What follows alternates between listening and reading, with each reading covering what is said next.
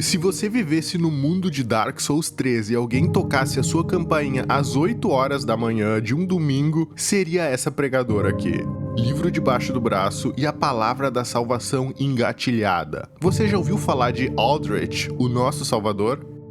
No meio da floresta fica a misteriosa Catedral das Profundezas, onde sacerdotes desenvolveram um culto novo, próprio de Dark Souls 3 e que é fundamental para a história do jogo. Os caras pegaram tudo que tinha de mais sinistro na série e misturaram com elementos sagrados, o que deu origem a coisas que a gente chega lá depois. Na verdade, ao analisar o que são as profundezas, esse conceito novo, nós vamos entender para onde o mundo de Dark Souls está indo mesmo após o fim do jogo, independente de qual final o jogador fizer.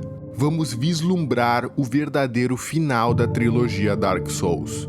Mas para isso, é preciso voltar ao começo. Precisamos lembrar do Pacto do Caminho Branco, uma das religiões oficiais dentro da Civilização do Fogo, criada pelo Gwyn, e lembrar também da misteriosa cidade de Carim.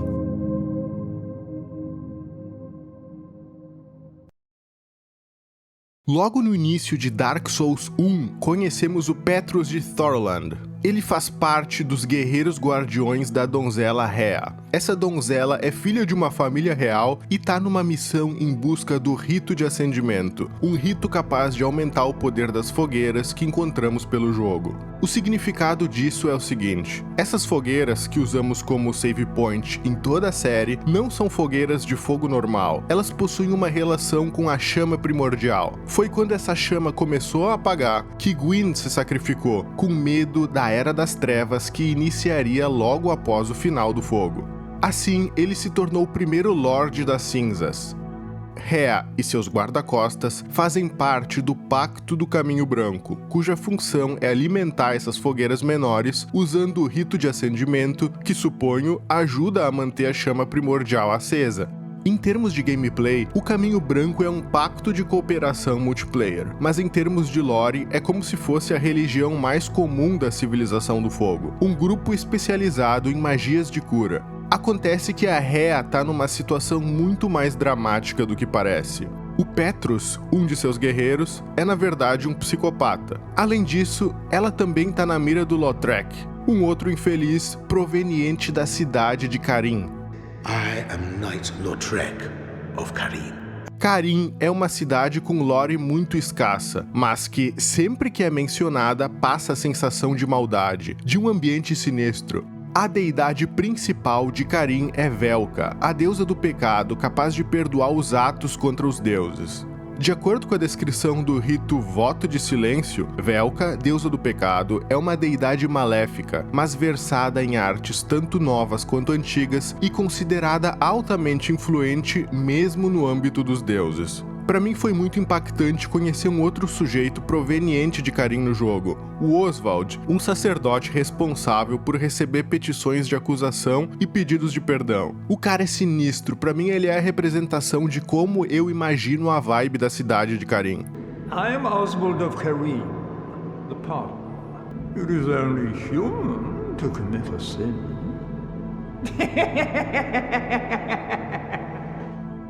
Pois bem, com o passar dos anos, verdadeiras eras, nas quais sucessivos lords se sacrificaram para alimentar a chama primordial, a sinistra cidade de Carim foi se tornando a sede do Caminho Branco. Isso por si só já é sinistro, porque o Caminho Branco é cheio de sacerdotisas que são donzelas indefesas, agora concentradas num lugar obscuro e cheio de malucos. Nós nunca vemos Carim pessoalmente, mas todos os itens e personagens provenientes de lá passam uma energia pesada. Na época do Dark Souls 1, o sacerdote líder do Caminho Branco era Lloyd, pai de todos. Ele é mencionado no texto daquelas moedas de ouro que não servem pra nada, lembra? Bom, depois que Carim se tornou a sede do Caminho Branco, o Lloyd caiu em desgraça. Muito tempo se passou desde que a veneração de Lloyd era comum no Caminho Branco. Os clérigos de Carim sempre asseveraram que Lloyd era uma fraude derivatória e que o título de pai de todos era autoproclamado. Dá pra imaginar o que aconteceu, né? os clérigos de Carim absorvendo o culto do Caminho Branco, mas jogando fora seus líderes antigos e ocupando os postos com sua própria filosofia. A simbiose entre a leveza do Caminho Branco e o jeito de ser de Carim é a origem provável da catedral atualmente chamada Catedral das Profundezas. Na verdade, inicialmente esse local não era chamado assim, porque essa catedral, de início, com certeza era um local de culto do Caminho Branco. Apesar do estado atual da catedral, um assunto de que já vamos falar, ainda vemos o uso de diversos milagres relacionados ao Caminho Branco no local, um resquício das tradições originais. Essa estátua de mulher chorando, por exemplo, é Caitha, a deusa das lágrimas, uma divindade muito cultuada em Carim. Temos também algumas iconografias interessantes que apontam para a luta contra as trevas. Por exemplo, você reparou nesse gato em relevo em algumas paredes? De acordo com a descrição do Anel do Gato Prateado, dizem que na Era dos Deuses, ou possivelmente logo após, um velho gato falava a língua dos homens com a voz de uma mulher e com um jeito de caprichoso e mortal. Agora matamos a charada. Esse gato representa a gata Alvina, que depois de tanto tempo virou uma figura mítica relacionada com a luta contra o abismo, porque ela era amiga de Artorias e do Sif. Ou seja, sem dúvida, essa catedral foi originalmente concebida para rituais de luz. Tanto é assim que as paredes são decoradas com imagens de uma gata que ajudou na luta contra o abismo. Aliás, eu falei bastante da Alvina em um vídeo anterior sobre o Dark Souls 1. Recomendo dar uma olhada depois de assistir esse aqui. Mas tem alguma coisa muito errada. Esse tom azulado no ar, as estátuas estão cobertas com véus, tudo tá coberto de gosma, o Papa tá diferente. Sem dúvida, lá vem desgraça de qualidade. Bom, como já foi dito, a chama primordial já foi religada várias vezes, ou seja, diversos guerreiros extremamente poderosos já se sacrificaram para prolongar a Era do Fogo. Por outro lado, se a chama finalmente se extinguir, vai começar a Era da Escuridão, relacionada com os humanos. Sim, porque os deuses, embora pareçam humanos superpoderosos, não são humanos, são uma raça diferente. Os deuses estão relacionados com o fogo e com a luz, e os humanos com a escuridão. As forças contrárias aos deuses esperam ansiosamente a vinda de um Lorde da Escuridão, que será necessariamente um humano. Acontece que o fim da Era do Fogo é inevitável, e essa situação pode ser explicada por um conceito da economia chamado Lei dos Rendimentos Decrescentes. No caso de Dark Souls, cada vez que a chama primordial é religada, ou seja, realimentada com um grande sacrifício de um novo Lorde das Cinzas, o tempo ganho é menor. Mas não só isso, existe uma acumulação sedimentar de humanidade rançosa nas profundezas do mundo, e isso deu origem a um fenômeno chamado águas profundas.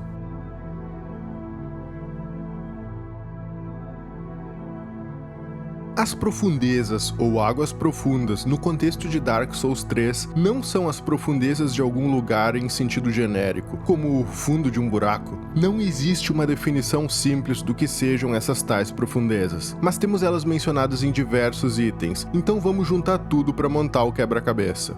De acordo com a descrição do milagre Proteção das Profundezas, originalmente as profundezas eram um lugar sagrado e pacífico, mas tornou-se o descanso final de diversas coisas horrendas. E então a descrição dos resíduos humanos ensina: resíduos são o que há de mais pesado no corpo humano e afundam até as profundezas mais abissais, onde se tornam os grilhões que acorrentam este mundo. Repare que a forma desses tais resíduos é exatamente uma humanidade. Vamos voltar para a descrição do feitiço Orbe Negro do Dark Souls 1. Talvez almas humanas, justamente por sua humanidade, produzam efeitos mais tangíveis. Ou seja, como já foi dito antes, os humanos têm a ver com a escuridão, talvez por causa de sentimentos tipicamente humanos, como saudade e desespero. E os feitiços típicos do abismo, que é o ápice da escuridão, ao concentrar a energia de humanidade, chegam a ser pesados.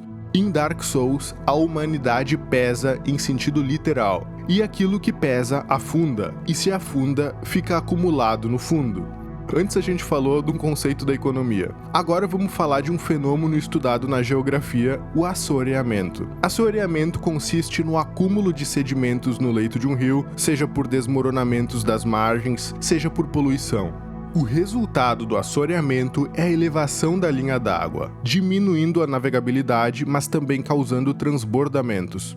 Em Dark Souls, após o adiamento repetido da chegada da Era dos Humanos, ou seja, da Era da Escuridão, os resquícios de humanidade recalcados estão se acumulando, dando lugar às profundezas. Eu não sei exatamente onde estão essas profundezas, mas trata-se de um conceito não só metafórico como físico, porque os sedimentos de humanidade têm peso e estão afundando mesmo. O conceito de profundezas não é a mesma coisa que o abismo. Em Dark Souls, o abismo era como o fundo de um poço escuro, um lugar onde a luz não chega. Em Ulasil, o abismo foi trazido pela potência da humanidade do Humanos. Eu falei disso num outro vídeo do canal que eu mencionei antes, eu vou deixar o card dele no final desse vídeo aqui. Mas, o que é interessante, temos um outro local chamado Profundezas no Dark Souls 1, que é o sistema de esgoto. Não são as mesmas profundezas de que estamos falando agora em Dark Souls 3, mas tem algumas coisas a ver. Um sistema de esgoto tem a ver com fazer os resíduos irem profundo, e é inegável que as cores aqui já são parecidas. Mas em Dark Souls 3, chamamos de profundezas o surgimento de uma nova realidade espiritual e física causada pelo acúmulo absurdo de humanidade estagnada no mundo. A malícia natural de Carim deve por si só ser uma força corruptora dos sacerdotes do Caminho Branco na grande catedral, mas um dia chegou um indivíduo chamado Aldrich, e aí a desgraça mudou de patamar. Como sempre, o Miyazaki caprichou bonito na barbaridade. Não se trata mais apenas de diáconos misturando aos poucos magia das trevas no meio dos milagres de cura do Caminho Branco. Agora, tudo isso vai ser misturado com canibalismo.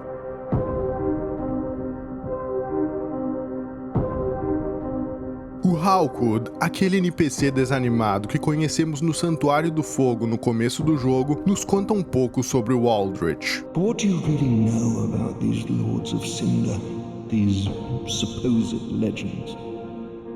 Let's take Aldrich for one, a right and proper cleric, only he developed a habit of devouring men.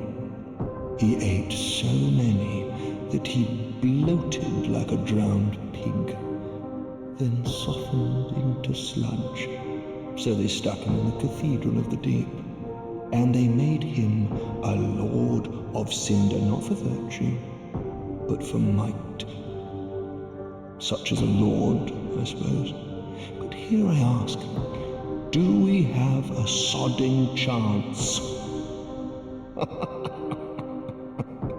Como é possível que um clérigo canibal tenha sido aceito no meio de uma instituição que, embora corrompida, ainda era nominalmente o Caminho Branco?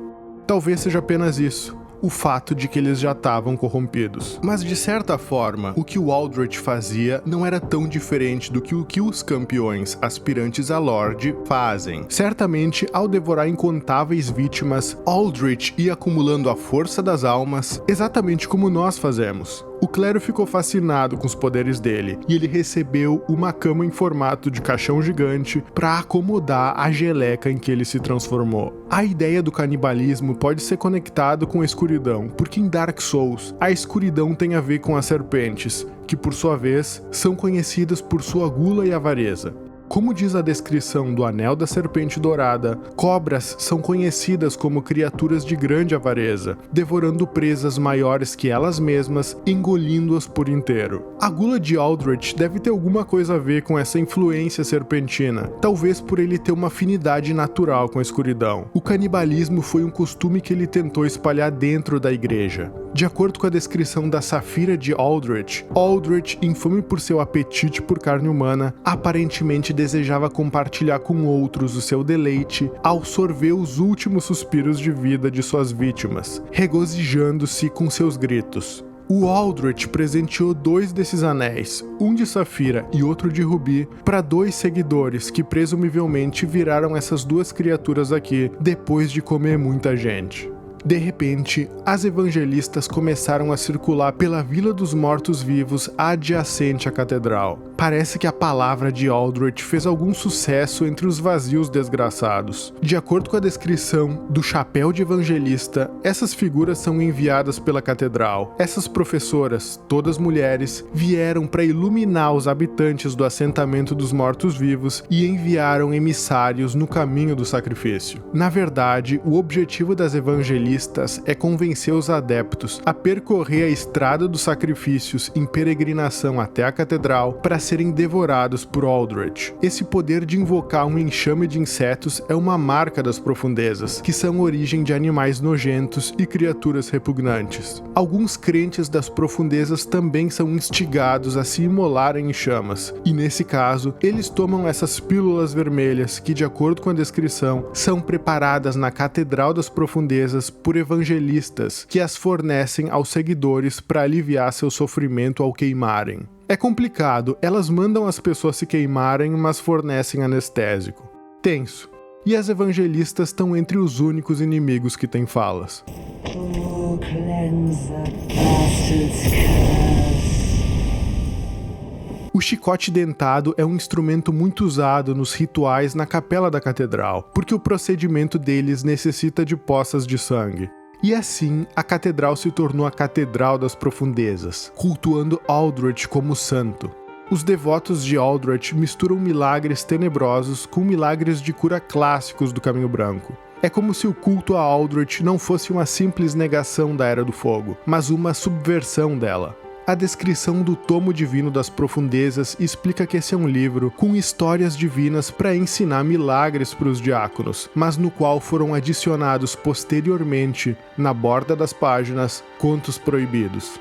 No hobby do arquidiácono Royce é possível ver o sol do Gwyn bordado. Os milagres das profundezas têm um sigilo igual aos da luz, só muda a cor, que do dourado passa por uma espécie de roxo. Tanto é assim que Aldrich foi praticamente empurrado por seus devotos para tornar-se o novo Lorde das Cinzas. Aldrich se entregou em sacrifício para a chama primordial, contribuindo, assim, para o prolongamento da Era do Fogo. Isso parece contraditório, mas provavelmente o Aldrich não se considerava um inimigo declarado do fogo e da luz. Ele simplesmente se tornou uma criatura das trevas que misturava tudo num culto sinistro. Enquanto ele queimava, ele teve uma revelação, uma visão do futuro. As descrições da alma de Aldrich e das cinzas de Aldrich ensinam. Ao ponderar sobre o fogo desvanecente, Aldrich teve visões de uma vindoura era do mar profundo. Ele sabia que o caminho seria árduo, mas não teve medo. Ele devoraria os deuses sozinho. Aldrich se tornou um lorde devorando homens, mas ficou desiludido com seu trono e passou a devorar deuses no lugar. Mas ao tornar-se o Lorde das Cinzas, o seu corpo carbonizado foi enterrado, e o projeto de devorar deuses teve de esperar muito tempo.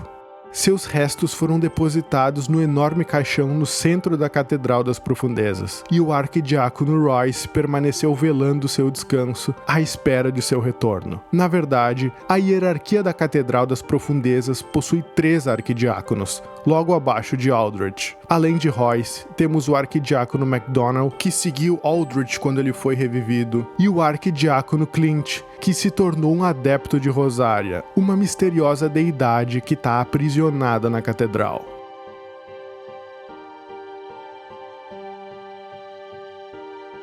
Rosária é uma mulher muda que possui o poder de fazer seus adeptos renascerem. O problema é que após muitos renascimentos sucessivos, a pessoa acaba virando essas larvas que rastejam perto do quarto da deusa. Os principais seguidores da deusa do renascimento são os chamados dedos de Rosária, porque cada um deles guarda relação com um dos dedos de uma mão. O primeiro dos dedos de Rosária é o Leonhard, o dedo anelar. Conhecemos ele no Santuário do Elo do Fogo. É ele próprio que nos convida para sermos seguidores de Rosária. O dedo do meio é o Kirk. O Hazel é o dedo amarelo, mas em japonês isso quer dizer dedo mindinho, e existem teorias sobre quem são os outros 2 dedos, mas provavelmente o jogador pode ser um deles, se quiser. Assim como tudo mais na Catedral das Profundezas, acho que a Rosária tem a ver tanto com o Caminho Branco quanto com Carim. A alma de Rosária pode ser transformada no milagre luz solar abundante, um milagre próprio da Guinevere. Mas esses cabelos pretos enormes no chão me fazem pensar em Velka, a deusa antiga de Carim, cujos cabelos negros eram usados para fabricar talismãs. Acho que de alguma forma a Rosária pode ser descendente de ambas, vai saber. Talvez ela tenha sido mais valorizada nos primeiros tempos da catedral, antes da chegada de Aldrich. Francamente eu não sei, mas hoje em dia ela é uma prisioneira. Mas o culto à Rosária ainda é muito buscado por aqueles que querem começar do zero, uma ilusão que muitos vazios ainda têm.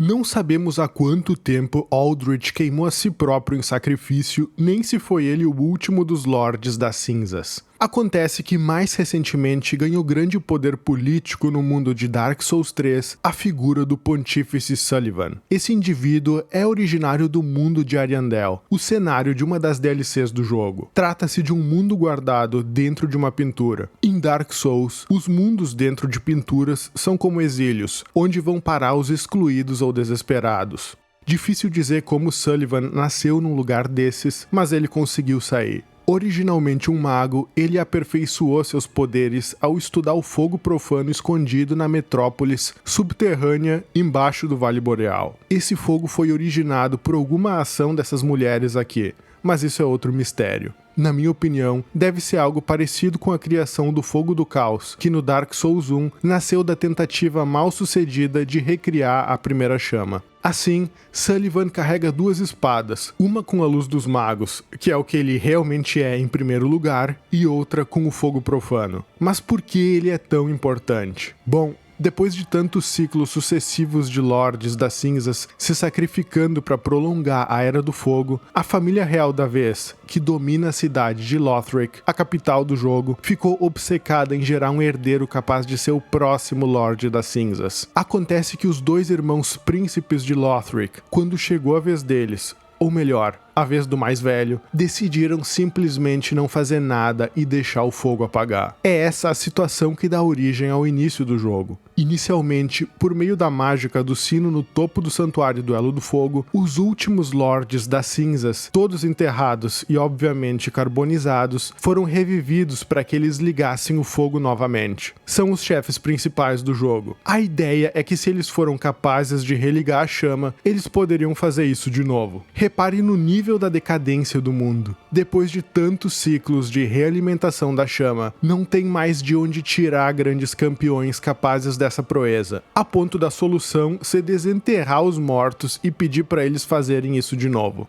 Com o chamado do sino, o corpo deles é recriado e eles se levantam, mas na verdade eles são cinza pura por dentro, com um pouco de brasa residual. E todos eles se recusaram, com a exceção de um deles, o Ludleth. Se recusaram e voltaram para os seus tronos originais. Bom, diante da recusa, o sino é tocado novamente, para um plano ainda mais desesperado: reviver não aqueles que já conseguiram religar o fogo, mas aqueles que já tentaram, queimaram, mas morreram sem isso ter sido o suficiente para realimentar a chama. São os inacesos, tipo jogador. É por isso que ao usar uma brasa, o jogador fica bufado, é porque as cinzas dele ficam em brasa. Ao matarmos antigos Lordes das Cinzas, eles retornam ao estado de cinza em brasa, que é o que eles realmente são, e tudo é entregue para o sacrifício à chama primordial. Bom, parece que o Sullivan é suspeito de ter convencido os irmãos príncipes de Lothric a não religarem a chama. É possível que essa estátua aqui, em Lothric, seja do Sullivan jovem, quando ele ainda se apresentava como um feiticeiro talentoso. É difícil dizer por que ele fez isso, mas talvez ele simplesmente odiasse o mundo, tendo ele vindo de um mundo de abandonados. Sullivan se mudou para o Vale Boreal e foi conquistando a estima de todos, até do último deus vivo na cidade, o nosso conhecido Gwyndolin, líder do Pacto da Lua Negra. Coincidência ou não, é sabido que pouco tempo depois, Gwyndolin começou a ficar muito doente, e o comando das Lâminas Negras teve de ser entregue para Yoshka, que convenientemente foi aprisionada numa torre isolada. Assim, o Sullivan pôde nomear-se a si mesmo Pontífice, o que nesse contexto deve significar que ele tentou somar autoridade espiritual à autoridade política. As ruas da cidade passaram a ser patrulhadas por bruxas que manejam o fogo profano. Quando ele soube que Aldrich voltou, ele trancou Gwyndolin dentro do templo de Anorlando, no mesmo lugar onde lutamos contra o Smaug e o Ornstein. O Pontífice Sullivan entregou o deus Gwyndolin, já enfraquecido, para ser devorado pelo Aldrich. E assim aconteceu. Durante a nossa batalha contra o Aldrich, a parte superior do corpo, a parte realmente humana, é uma espécie de Gwyndolin distorcido porque Aldrich, ao devorá-lo, absorveu seus poderes e um pouco de sua forma. Mas o verdadeiro Aldrich é a parte de baixo. Uma verdadeira lesma inchada formada pelos corpos que ele devorou. De acordo com a descrição da foice de sede vital, Aldred sonhou enquanto vagarosamente devorava o deus da lua negra. Em seu sonho, ele viu uma jovem e pálida garota se escondendo. O Aldred é darkzeira pura. Imagina o cara virar uma moeba canibal que come os outros dormindo. Não enquanto as vítimas estão dormindo, mas enquanto ele mesmo está dormindo. Ele, dormindo, devorou Gwyndolin acordado, mas ao mesmo tempo ele sonhava com o que ele estava fazendo de forma simbólica. Sim, porque a garota pálida do sonho é o próprio Gwyndolin, uma figura andrógena por causa da proximidade que ele tem com a lua. Eu não sei qual foi o objetivo de tanta maldade pro Sullivan ter trancado Gwyndolin numa sala e chamado Aldred. Talvez ele pretendesse se livrar do Gwyndolin e de alguma forma pensasse que conseguiria controlar o Aldred como uma marionete. Se foi isso, com certeza ele estava muito enganado. Basta olhar para o céu de Dark Souls 3 para ver a marca negra no sol. O sol é um símbolo de Gwyn e do fogo, e ver o sol assim, escorrendo a pouca luz que resta, é um sinal de que a Era do Fogo tá prestes a acabar. Por isso, diversos grupos disputam a primazia da era que está por vir. Aldrich, Sullivan e as Forças da Luz, cada facção tem um plano, ou pelo menos uma visão de mundo diferente. Cada vez mais, circulam por aí os misteriosos eremitas de Londor. Londor é uma igreja sinistra, localizada em alguma terra distante, que promete dar a salvação para todos os vazios. Na verdade, Londor não pretende remover a maldição, mas abraçar ela. A igreja de Londor foi criada por 3 irmãs. A mais velha, Elfrid, tentou religar a chama sem sucesso, assim como o jogador. Depois disso, ela se exilou no mundo de Ariandel e é a chefe final de uma das DLCs. A irmã mais nova é a Liliane, responsável por desenvolver a teologia de Londor, codificada em um tomo em braille que ensina milagres proibidos. E a irmã do meio é Yuria, a espadachim habilidosa que tenta nos recrutar para sermos o novo Lorde das Trevas. That a lord art thou not, bearer of the dark sigil, and our Lord of Hollows. For the time thou remainest our Lord, we of Londor shall serve thee, and I, of course, am also thine. A Igreja de Londor é a verdadeira sucessora do Cath, o criador do Pacto das Aparições Negras, mas o pensamento dele evoluiu. O objetivo da Igreja de Londor não é deixar a chama primordial se apagar, mas sim formar um Lorde das Trevas que roube o fogo para si e em favor das forças de Londor. Essa quest envolve um dos finais secretos do jogo, e para isso é preciso casar com a Anri por meio de um ritual bem estranho. Um segredo interessante: sabe como a Anri foi parar no altar lunar, onde acontece a cerimônia? Ela foi levada por esse eremita, que raptou ela quando já estava de tocaia muito antes. Consegue identificar onde ele tá, ou melhor, ela tá?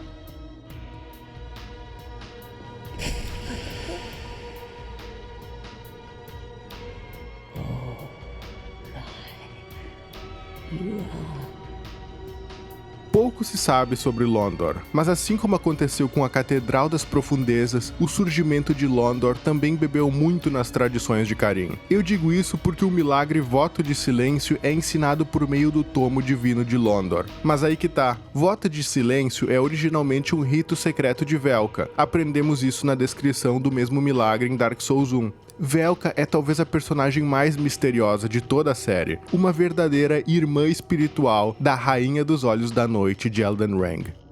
Agora estamos na reta final do vídeo e vamos apresentar uma última história dentro desse emaranhado de seitas. Então não esquece o like e se você for novo no canal, inscreva-se. Se quiser dar uma super mega ajuda, torne-se membro. Isso me ajuda muito porque eu não faço lives, ou seja, não tenho oportunidade de receber os superchats que às vezes ajudam muito canais pequenos.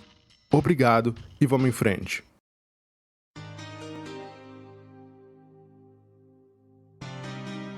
A situação complicada que os verdadeiros clérigos do Caminho Branco enfrentam em Dark Souls 3 tá bem representada na quest da Irina e do Egon. Irina é uma freira cega cujo objetivo na vida é se tornar uma guardiã do fogo. Para isso, ela iniciou uma viagem acompanhada de seu guarda-costas, o Egon.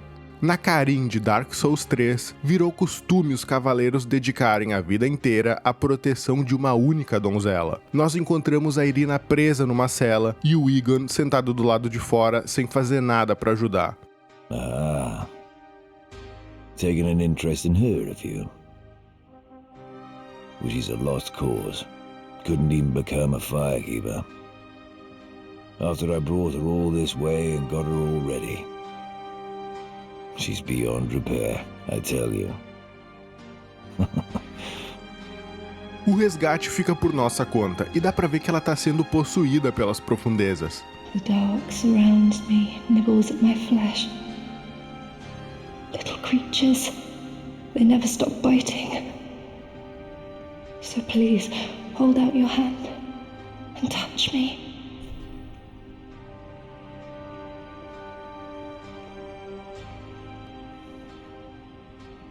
A descrição dela, desses pequenos insetos que ela sente, é uma marca da presença das profundezas, como a gente já viu antes. Ao levarmos ela para o Santuário do Elo do Fogo, o Egon fica completamente contrariado. You've gone and rescued her, have you? How very quaint. Pitying creatures that are beyond help.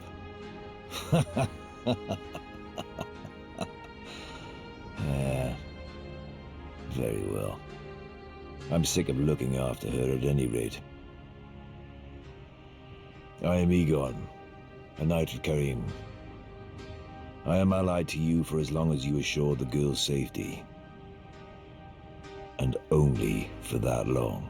Para mim, isso é uma imagem dos abusos de Carim sobre a fragilidade do Caminho Branco. Talvez o Egon queira que ela sofra. Irina é cega, o que aliás é bastante comum entre as sacerdotisas. You know, in my home of Carim, I was a nun. I would be pleased to share the tales of miracles with you. Although, to be honest, I only know a few. But if I had a divine tome, I could tell you many tales and more. Oh, only I cannot see. Terribly sorry, but you'll have to find me a divine tome in Braille. É nesse momento que nós vamos selar o destino de Irina. Se dermos para ela tomos em Braille que contém ensinamentos das trevas, ela vai ficar condenada para sempre. Mas depois de tanta desgraça, é óbvio que a gente não vai fazer isso. Ao receber apenas material adequado para a busca por iluminação, ela consegue se tornar uma guardiã do fogo, o que significa que agora ela poderá transformar as almas coletadas em poder para subir de nível. Então, na verdade, ela conseguiu obter o sucesso que ela queria na busca dela.